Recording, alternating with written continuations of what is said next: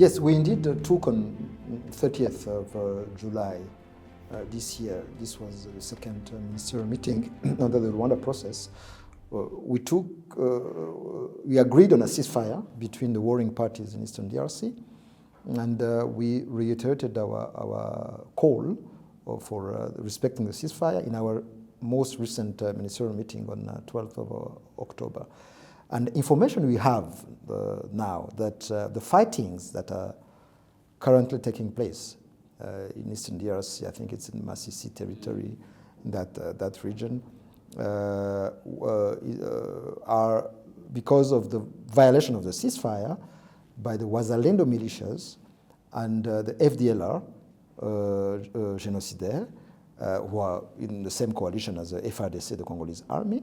And then after they have violated the ceasefire by attacking M23 positions, which of course fought back.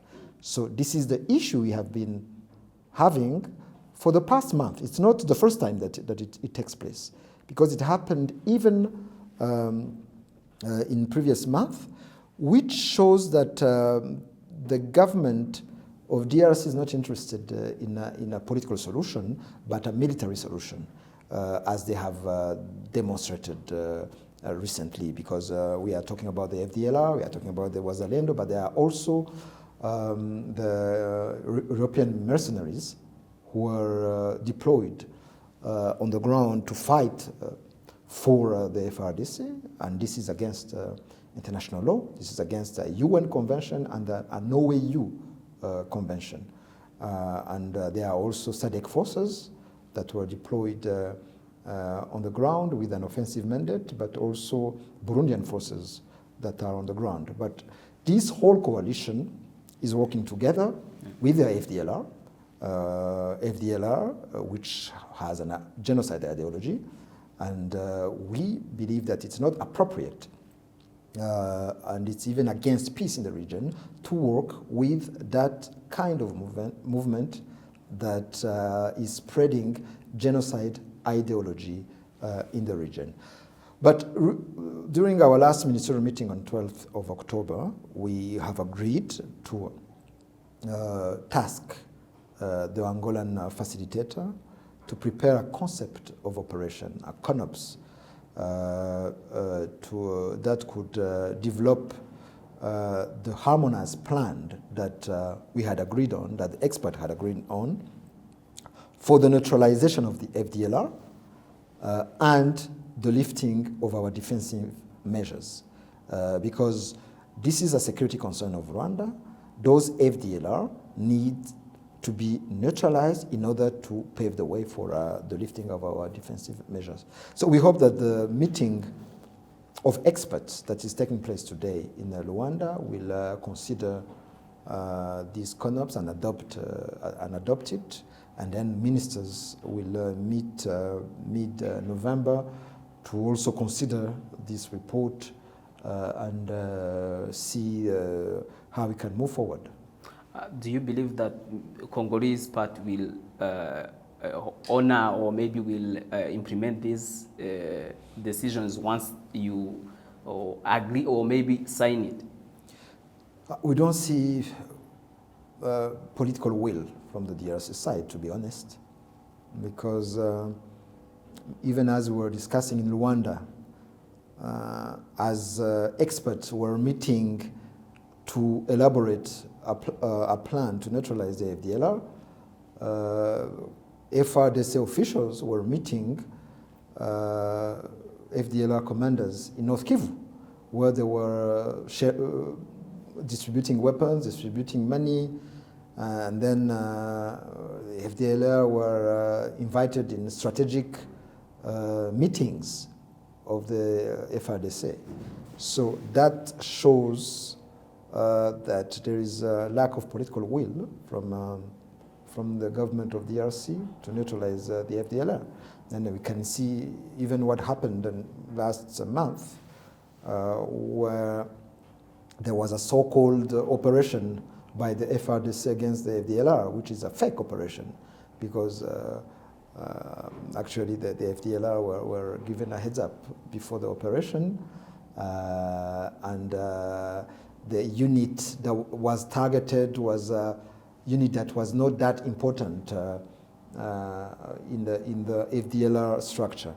They wanted to show to the international community that they were acting against the FDLR in order to come and say, you see, we are doing our part of the deal, now Rwanda do this and that.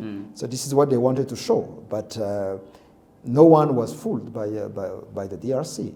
So all of that doesn't give us trust in the Congolese government to neutralize the FDLR. This is why we are insisting, as far as the harmonized plan is concerned, that we need to see something happening against the FDLR in order for us to lift our defensive measures. As Rwandan Foreign Affairs Minister, what do you think will be a lasting solution to this conflict in Eastern Congo? So the lasting solution, there are two parts actually. There is the issues between the Rwanda and DRC, which are dealt with in Rwanda, yes, under the Rwanda process. But there is the overall crisis in Eastern DRC, which involves the more than 200 groups that are in Eastern DRC. That is dealt with in Nairobi process, so that process of the East African community. In Rwanda, we want to deal with the security concerns of the two countries. And then for us, it's important that there is political will by the DRC to implement the harmonized plan, which includes the neutralization of the FDLR, which has been a security concern for Rwanda for the past 30 years, and then that would pave the way for the lifting of our defensive measures. And on top of that, because even though, or even if we manage to implement that harmonized plan, there is the issue of the M23 that needs to be addressed by direct talks between the DRC government and the M23 in order to find a lasting solution to the crisis. They need to address the root causes of the crisis, which include the marginalization of the Tutsi community in Eastern DRC, their persecution, discrimination.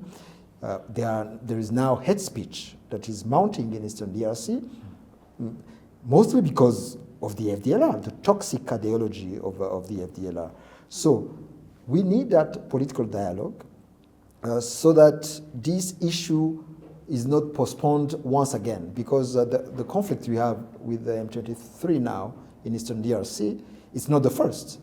There was a conflict in 2012, 2013, and there was a so-called military victory by the MONUSCO FIB, Force Intervention Brigade, which was not followed by political will by the DRC to address grievances of the M23 and the root causes of the crisis. So we want those two things to be done, meaning a harmonized plan, implementation of that plan to neutralize the FDLR, which would give us trust to lift our measures, and then a political dialogue, direct talks with the M23 in order to find a lasting solution to the crisis.